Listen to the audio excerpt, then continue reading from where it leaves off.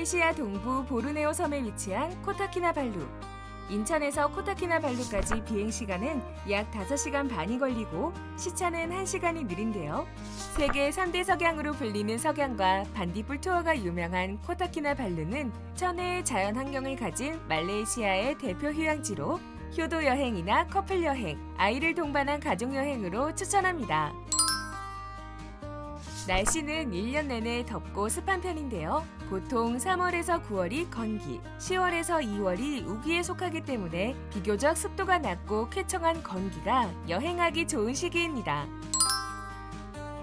옷차림은 시원한 옷으로 준비하시면 되는데요. 쇼핑몰, 레스토랑 등 실내는 냉방시설이 굉장히 잘 되어 있기 때문에 얇은 긴팔 같은 겉옷을 준비해가는 것이 좋습니다.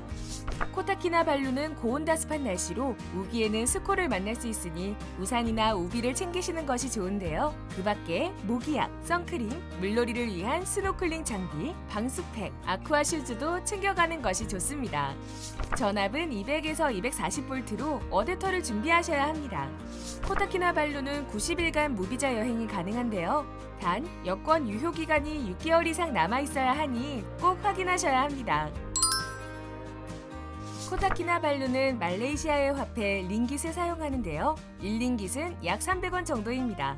환전은 국내에서 미국 달러로 환전한 후 현지에서 링깃으로 환전하는 게 유리한데요. 공항은 대체로 환율이 비싸기 때문에 바로 써야 할 소액만 환전한 후 시내에 있는 환전소에서 환전하는 걸 추천합니다. 물가는 우리나라에 비해 상당히 저렴한 편입니다. 현지식은 10에서 15링깃 정도. 단 세금을 많이 내는 나라이기 때문에 술값이 비싼 편인데요. 맥주는 7에서 10링깃 정도입니다. 코타키나발루의 경우 팁 문화는 없지만 기분 좋은 서비스를 받고 난 후에는 선택적으로 팁을 주기도 합니다. 대중교통이 발달되지 않은 곳으로 택시와 버스 이용이 보편적인데요. 30분 이내의 거리는 택시를, 30분 이상의 거리는 버스 이용을 추천합니다.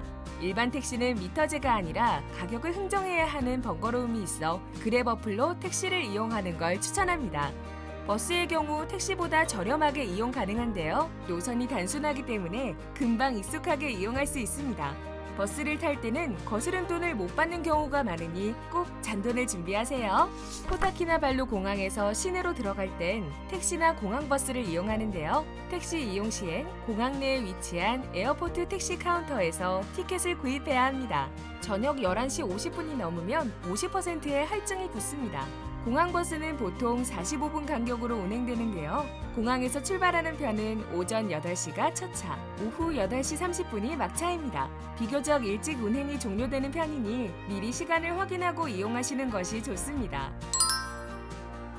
2017년 9월부터 말레이시아 외국인 관광세가 부과되고 있어 3성급 이상 숙박시설에 1박당 10링깃의 세금을 지불해야 합니다. 또 2019년 1월부로 금연법규가 시행되어 모든 호텔과 공공시설에서 흡연이 제한되어 적발 시 벌금이 부과될 수 있으니 주의하세요. 코타키나발루는 석양이 아름다운 안전한 힐링 플레이스다. 너무 긴가요? 안녕하세요. 저는 말레이시아를 애정하는 남자 곽환준이라고 합니다.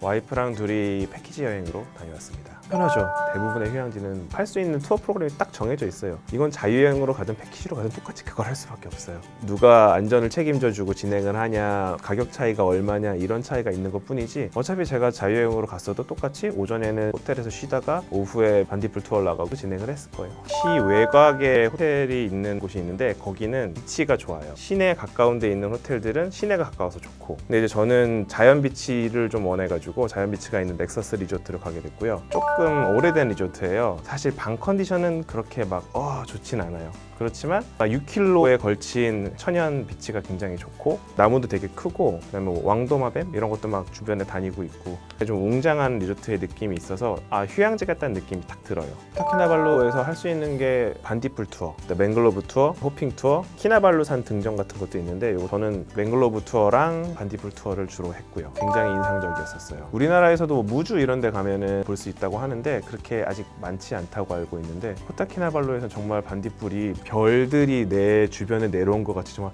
반짝반짝반짝해요.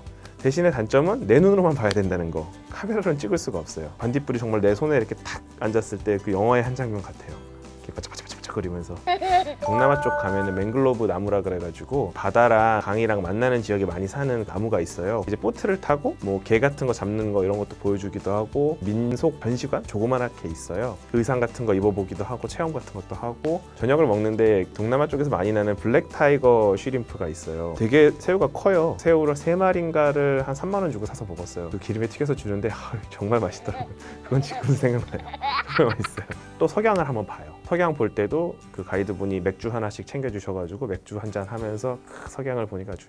제셀톤 포인트라고 자유여행으로 가시면은 거기 가셔서 현지 투어를 예약하거나 타고 나가시거나, 거기가 현지 투어의 메카라고 보시면 돼요. 1번부터 10몇 번까지 이렇게 창구가 있어가지고, 근데 그 창구마다 파는 상품의 내용이 다르고 질이 좀 달라요. 가시기 전에 블로그나 카페 같은 데. 반딧불 투어 같은 경우에는 밤에 나가고 물가에서 하기 때문에 모기가 엄청 달려들어요. 긴 팔, 긴 바지, 가능하면 목까지 가릴 수 있는. 근데 문제는 모기 기피제 같은 거 요새 있잖아요, 스프레이로. 근데 그런 걸 뿌리면은 반딧불이 죽기도 하고 반딧불이 다가오질 않는데요. 그래서 그거는 가져가시면 안 되고, 제가 석양을 투어 프로그램 하면서 2번을 봤거든요. 한 번은 맹글로브 투어에서, 한 번은 반딧불 투어에서. 해안가 이렇게 튀어나온데 이런 데다 주로 내려주거든요. 해를 바로 볼 수 있어서 너무 좋았고, 근데 거기가 위치가 각각 다르고 사실 어디서 봤는지 잘 워터프론트라고 술집 같은 거 테이블 쫙 놓여져 있는 데 있어요. 거기서 이제 맥주 한잔 하면서 석양을 보면은, 그 사테이라고 꼬치 고기 맛있더라고요. 향신료가 강하지 않고 달짝지근하면서 또 카레 맛 나는 것도 있었고, 이슬람권이다 보니까 돼지고기는 없대요. 그래서 소고기, 양고기, 닭고기, 일반적으로 말레이시아에서 많이 먹는 나시고랭, 미고랭 또 맛이 괜찮았어요. 제일 맛있었던 거는 맹글로브 투어 가서 먹었던 블랙 쉬림프 타이거 튀겨놓은 거예요. 마사지는 상품에 1회가 포함이어서 잘 받았고요. 그거 이외에도 와리산 스퀘어라고 쇼핑몰 비슷하게 생긴 데가 있어요. 거기 가면은 마사지 샵들이 잔뜩 있어요. 거기서 받을 때는 한 2만 원에서 3만 원 사이쯤 하는 것 같아요. 키나발루가 워낙 석양으로 유명하다 보니까